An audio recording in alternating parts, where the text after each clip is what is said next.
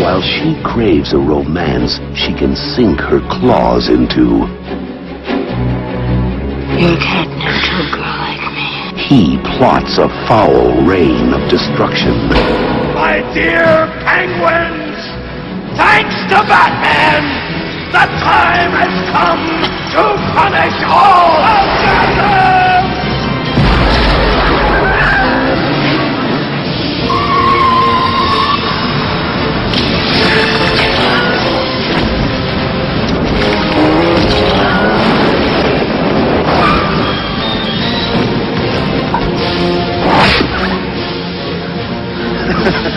You missed.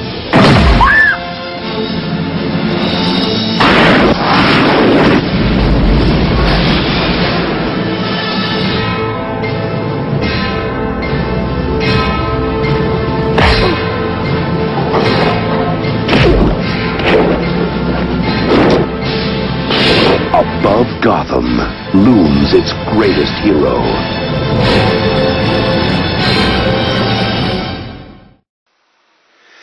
Hey YouTubers, Hankster here, and welcome to part 2 of our Batman movie review marathon.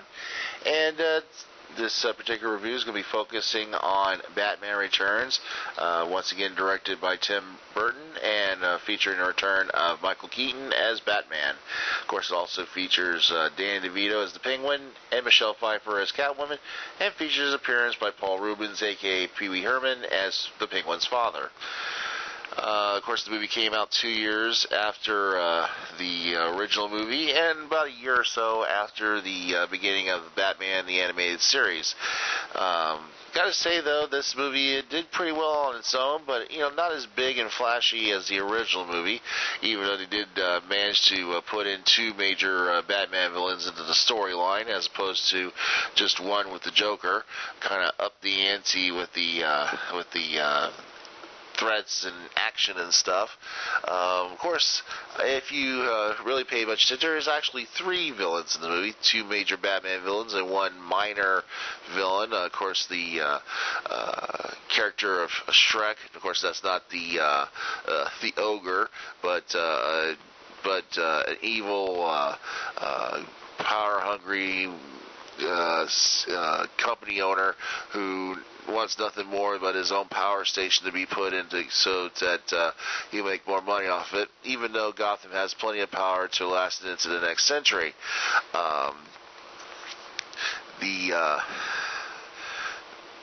Things get really interesting when Penguin shows up with his circus gang of freaks trying to wreak havoc during Gotham's Christmas celebration and the lighting of the Christmas tree. Which, of course, flushes out Batman once again to keep order in the city of Gotham. Of course, Shrek, the businessman, of course, decides to take advantage of the situation and make an unholy alliance with the Penguin, who basically at first just wants to find out his true origins and and try to make peace with his family, even though it's in the disguise of it's actually a disguise to get all his information he can to seek his revenge on Gotham City for how his life is originally turned into.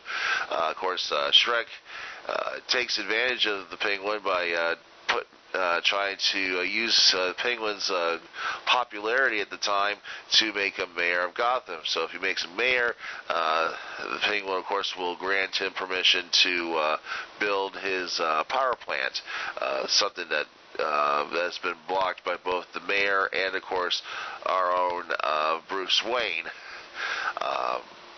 So that's a pretty good story there. Now, of course, meanwhile, while the Penguin's causing havoc and, of course, also running for office, another villainous raises from the ashes. Of course, it's the Catwoman, played by Michelle Pfeiffer, who, of course, originally started off as mild-mannered Selena Kyle, a sort of a semi-bumbling secretary for Shrek. Of course, she come across some information she wasn't supposed to find and winds up getting killed. Of course, she is brought back to life by an army of cats. Kind of makes you wonder what the heck kind of angle was it going through? Is she supposed to be a zombie? Is she supposed, what kind of creature is she now? If you know, most of the time, Catwoman is supposed to, she's supposed to be just a cat burglar who, you kind of never know what her angle is. Is she a villain? Is she a hero? She just have her, goes whatever suits her fancy at the time. She, of course,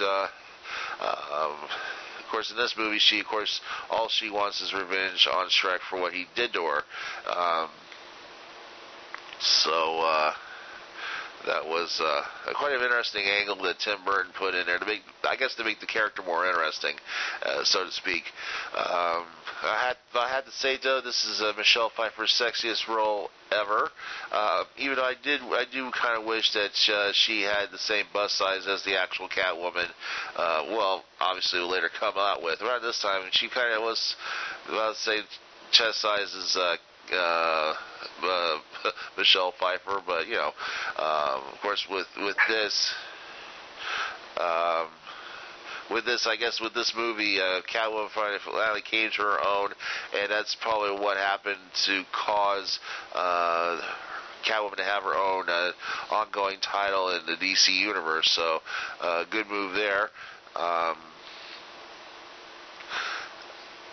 Of course, I have to say, outside of the pyrotechnics and all, not as much special effects. Nothing new with Batman vehicles and gadgets and stuff, but except for that really interesting boomerang that Batman used, sort of selective targeting system there, but. Well, definitely. Once again, of course, they went by their formula at the time, finding actors and actresses to fit the roles needed. Danny DeVito, perfect as the Penguin. Not just because of his height and obviously perfect look for the Penguin, but also because. Of his acting ability. Definitely, he's pretty much a cool actor. If you ever seen much of his other movies, he's pretty good in those roles as well. I think the only other person outside of him and Burgess Meredith was as good as the Penguin is Ron Jeremy, but that's the Triple X version.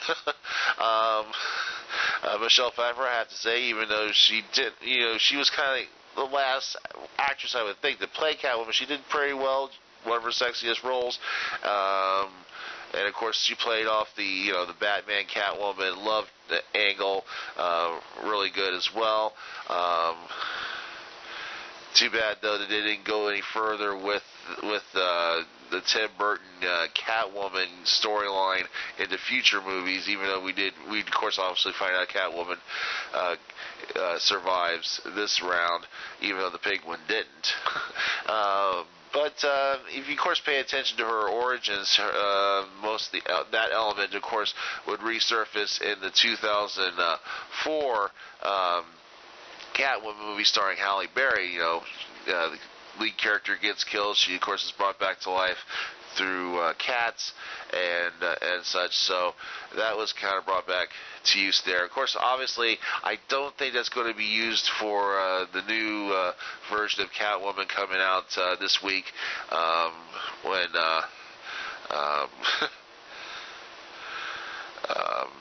The Dark Knight Rises comes to the theaters. Of course, Catwoman will be back in that movie.